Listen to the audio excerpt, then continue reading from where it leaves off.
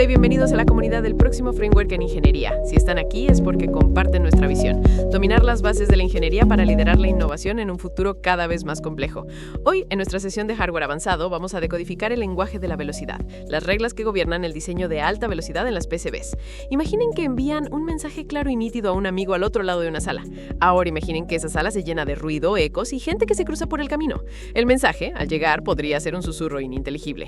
Eso es exactamente lo que le pasa a una señal digital cuando la velocidad supera los 8 gigabits por segundo. El ojo de la señal, esa ventana en la que podemos leer claramente un 1 o un 0, se cierra por completo en el receptor. Solo gracias a complejos circuitos de ecualización dentro del chip, el mensaje se puede recuperar. Nuestra misión como ingenieros de hardware es asegurarnos de que el mensaje llegue en las mejores condiciones posibles, y para ello necesitamos un libro de reglas mucho más estricto.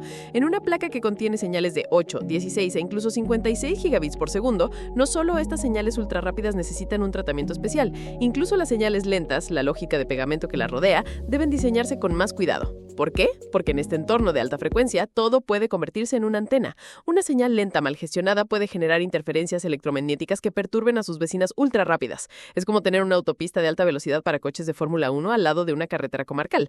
Los coches de la carretera comarcal pueden ir despacio y juntos, pero no pueden invadir el arcén de la autopista ni levantar polvo que ciegue a los pilotos. En nuestras placas, las señales lentas a menudo se enrutan en haces muy apretados, con un espaciado mínimo para ahorrar espacio. Mientras tanto, las señales de alta velocidad, nuestros coches de Fórmula 1, necesitan carriles mucho más anchos y un gran espacio de seguridad a su alrededor, de 30 a 50 milésimas de pulgada, para evitar la diafonía o crosstalk. A medida que la velocidad aumenta, la cantidad y la rigurosidad de las reglas se disparan. Lo que era una recomendación a 1 giga se convierte en una ley inquebrantable a 16 gigas. Ya no hablamos solo de números en una hoja de cálculo de restricciones. Empezamos a hablar de replicar estructuras 3D prediseñadas y optimizadas que comunicamos con dibujos. Vamos a desglosar estas reglas en grandes principios, como los mandamientos del diseño de alta velocidad. El primer gran mandamiento es la precisión temporal y la gestión de pérdidas. Para velocidades superiores a 1 giga, la coincidencia de longitud dentro de un par diferencial, con una tolerancia de apenas unas pocas milésimas de pulgada, es obligatoria. Se trata de asegurar que las dos señales del par lleguen exactamente al mismo tiempo. Además, para las velocidades más altas, por encima de 8 gigas, debemos controlar la longitud total de la traza basándonos en un presupuesto de pérdidas. La señal se degrada con la distancia, y no podemos permitirnos perder demasiada energía. El segundo principio es el respeto por el espacio personal. La diafonía, que las señales se hablen entre sí, es nuestro enemigo. A medida que la velocidad aumenta, el espacio que debemos dejar entre pistas paralelas se incrementa drásticamente. Por debajo de 100 megabits, un espaciado de 4 o 8 milésimas de pulgada puede ser suficiente. Pero por encima de 16 gigas, hablamos de un espaciado mínimo de 25 a 50 milésimas de pulgada. Es la diferencia entre viajar en un metro abarrotado en hora punta y tener un compartimiento de tren para ti solo. Además, debemos mantener un espacio generoso, de hasta 100 milésimas de pulgada, entre nuestras rutas de alta velocidad y cualquier otra cosa, especialmente las áreas de relleno de masa. El tercer pilar es dominar el viaje vertical y el camino de retorno. Cada vez que una señal cambia de capa a través de una vía, se enfrenta a un desafío. En primer lugar, es obligatorio añadir vías de costura a masa, o stitching vías, justo al lado de la vía de señal. Imaginen que la señal es una persona que baja por un elevador. La corriente de retorno es su sombra, y necesita su propio ascensor justo al lado para que pueda seguirla. Si no se lo proporcionamos, la sombra tendrá que dar un rodeo enorme creando un bucle que actúa como una antena y genera ruido. Y, en segundo lugar, y esto es crítico por encima de 8 gigas, los stops de las vías deben ser eliminados. Un stop es la porción de la vía que continúa más allá de la capa de destino. Es un callejón sin salida.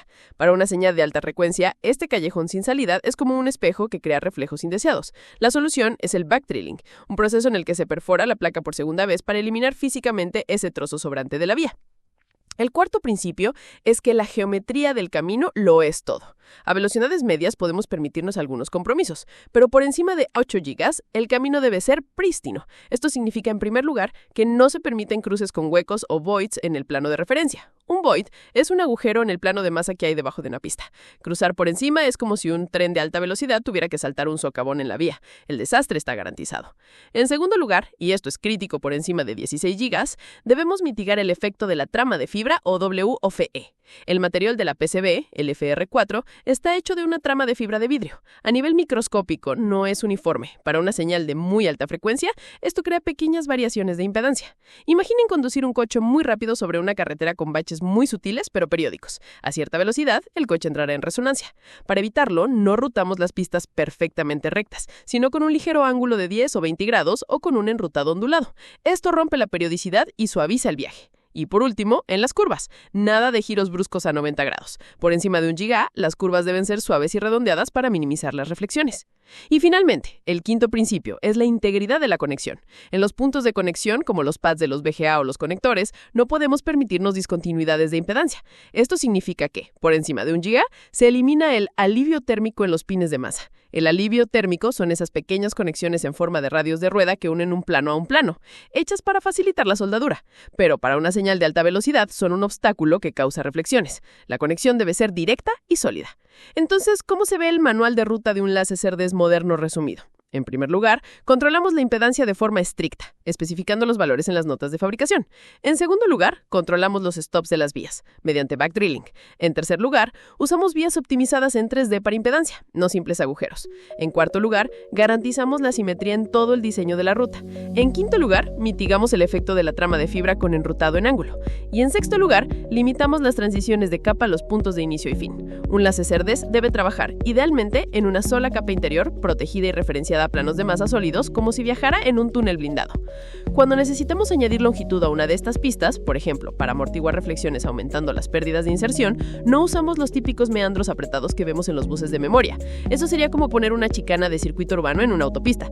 En su lugar, usamos un enrutado de desvío, trazando una ruta alternativa más larga con curvas suaves y amplias. Dominar estas reglas no es simplemente memorizar una tabla, es desarrollar una intuición física sobre cómo se comportan las ondas electromagnéticas a frecuencias de gigahercios. Es entender que cada milésima de pulgada de cobre, cada vía y cada pad no es un simple conductor, sino un componente complejo con sus propias características. Es este entendimiento profundo el que nos permitirá diseñar el hardware robusto y confiable que potenciará las tecnologías del mañana.